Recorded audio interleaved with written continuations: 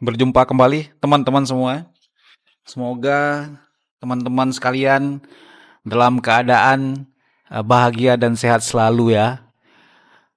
Baru 2-3 hari yang lalu kita mendapat kabar bahwa di berita di TV ada investor yang boncos, yang rugi sampai miliaran rupiah. Jadi menurut saya mau jadi kaya itu nggak gampang. Mau jadi kaya itu ya nggak bisa cepat. Kalau kaya semudah itu, yang seperti digembar-gemborkan, oh begini caranya ya, bisa membuat pendapatan per kapita warga negara Indonesia itu tinggi. Jadi tinggi ya semua bisa sejahtera dan negaranya jadi maju. Tapi kenyataannya negara kita sudah posisi seperti ini sebagai negara berkembang sudah puluhan tahun. Jadi mau jadi kaya itu susah, sulit, nggak gampang. Nah, semoga teman-teman yang menonton video ini, yang berada di channel ini tidak demikian ya. Jadi berinvestasilah dengan istilahnya uang dingin ya.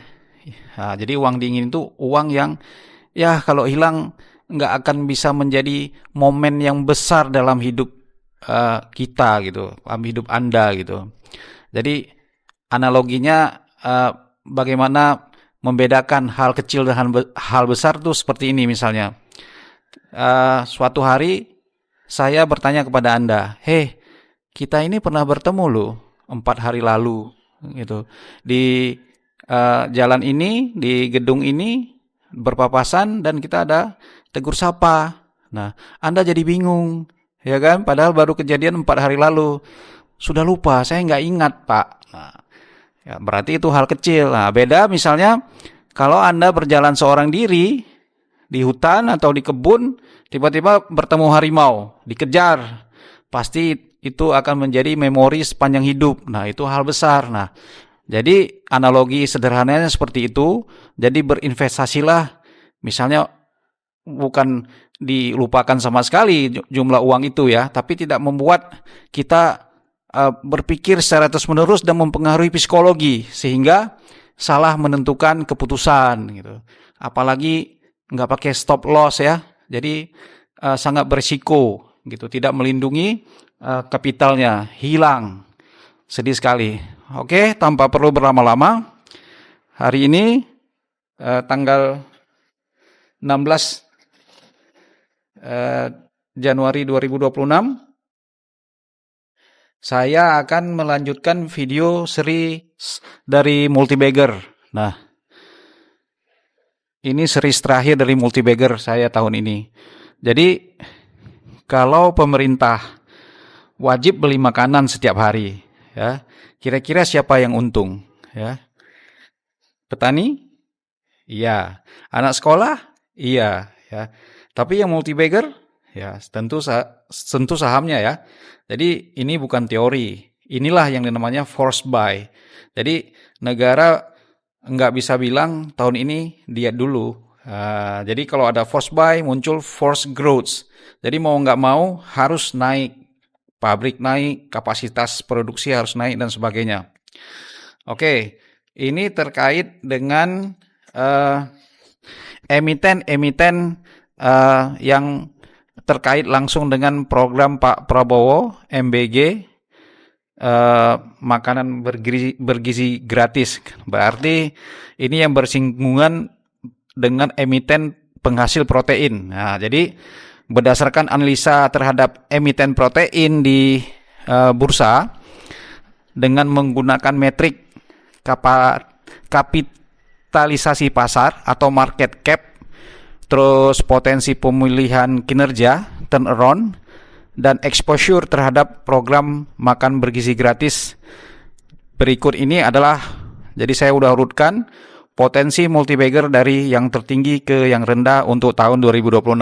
Nah, pertama kategori potensi Multibagger tinggi ya.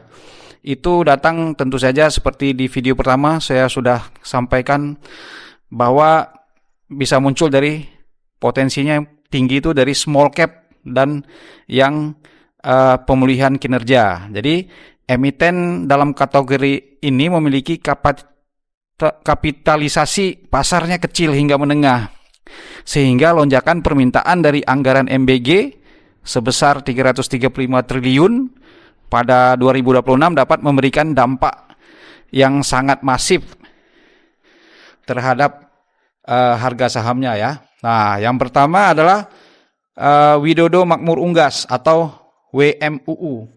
Nah, WMUU menempati urutan teratas karena faktor pemulihan kinerja pasca selesainya proses penundaan kewajiban pembayaran utang PKPU. Nah,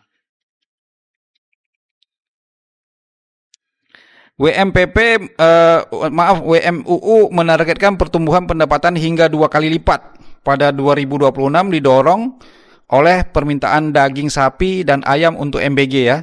Jadi kalau tren teknikal WMUU juga terpantau mulai bullish ya, menengah di awal 2026 ini.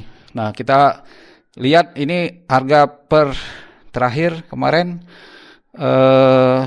tanggal 15 Januari itu harganya udah 85. Menurut saya kalau mau masuklah sekarang ini karena dia pertama udah breakout di MA 200, terus ada retracement, terus lompat lagi. Ya, jadi udah bisa entry. Nah, kemudian urutan kedua untuk small cap ini adalah DPUM, Dua Putra Utama Makmur, sebagai emiten perikanan dengan market cap kecil ya. DPUM sangat agresif menyiapkan kapasitas hingga 10.000 ton per tahun dan mengalokasikan capek itu sampai dengan 20 miliar untuk mendukung MBG. Jadi potensi multibagger didorong oleh strategi penetrasi pasar institusi pemerintah ya. Nah, kalau lihat chartnya DPUM juga sekarang mungkin arah-arah terus disuspend. Ini harganya udah di 276. Jadi kalau bisa dibuka bisa masuk langsung ini. Nah, jadi yang berikutnya adalah saham dari BEEF ya, BEEF, Estika Tata Tiara. Nah, jadi sudah mulai merasakan lonjakan permintaan dari sektor institusi dan distributor untuk pasokan protein hewani MBG. Nah, kapasitasnya yang lincah sebagai penyedia daging sapi dan olahan membuatnya berpotensi mencatatkan pertumbuhan laba bersih yang signifikan tahun ini. Nah, kalau kita lihat chartnya, menurut saya jangan masuk dulu ya sampai dia berbalik lagi, nanti bisa tunggu di stop buy di 490. Nah, kemudian lanjutannya adalah untuk kategori potensi menengah agresif atau mid cap dan growth ya. Jadi emiten ini yang sudah saya pilihkan memiliki fundamental yang lebih stabil dibanding kategori pertama, namun masih memiliki ruang pertumbuhan yang cukup lebar untuk memberikan imbal hasil yang berlipat. Yang pertama untuk kategori ini adalah SIPD atau Sria Sewu Indonesia. Ini memiliki keunggulan teknologi smart farm, Internet of Things, dan halal blockchain yang menjadi nilai tambah di mata Badan Gizi Nasional dengan kepemilikan unit Bell Foods yang fokus pada makanan olahan. Jadi SIPD berpotensi mengalami kenaikan utilitas kapasitas produksi secara tajam di tahun 2026. Ya. Maaf ada tambahan dari emiten sebelumnya BEEF juga sepertinya lagi diincar-incar akuisisi dari perusahaan Korea ya. Jadi itu sebagai katalis juga. Nah, balik lagi ke SIPD ini sahamnya udah di 160.000 ya. Menurut saya ya udah kita terlambat kita mau entry, tapi ya bisa, menurut saya masih bisa untuk entry ya. Karena dia udah tembus MA 200, ada retracement, terus melaju lagi gitu. Menurut saya bisa masuk. Terus untuk kategori ini yang kedua adalah ayam, ya, AYAM, Janu Putra Sejahtera. Jadi Janu Putra Sejahtera emiten ini secara spesifik meningkatkan impor grain parent stock, ya. Jadi untuk menghasilkan telur-telur yang dibuahi nanti jadi anak-anak ayam untuk diternak yang kemudian sampai besar dijual kembali untuk mengantisipasi permintaan masif dari MBG ini. Jadi sebagai pemain murni di sektor perunggasan dengan ukuran perusahaan yang masih berkembang, ayam memiliki ruang apresiasi harga yang cukup tinggi.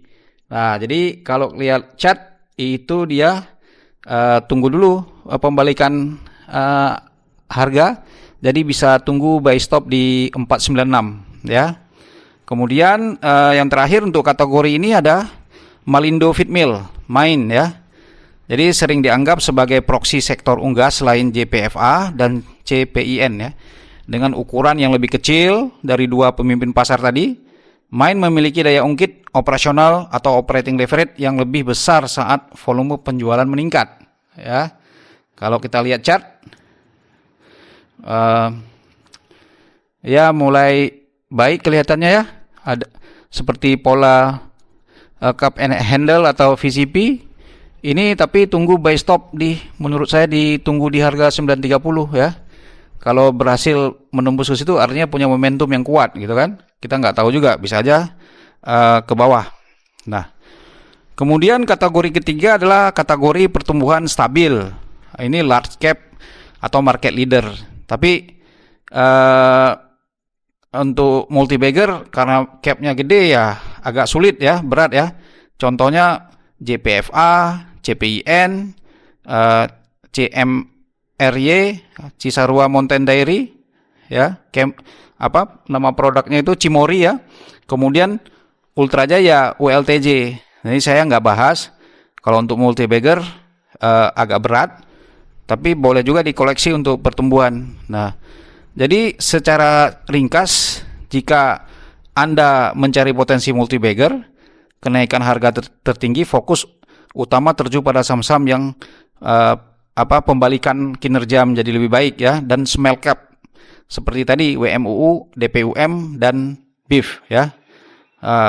Saya pribadi lebih memilih WMUU yang memiliki daya ungkit laba paling besar terhadap anggaran MBG 2006. Nah, satu lagi sebagai bonus, ya, biasa kan makan nggak cuma protein, tapi harus ada sumber karbohidrat. Nah, untuk sumber karbohidratnya saya pilihkan Hoki, ya, PT Buyung Putra Sembada Tbk. Jadi ini adalah yang menjual beras, ya, memiliki posisi strategis dalam program makanan bergizi gratis sebagai penyedia utama karbohidrat, khususnya beras premium, ya.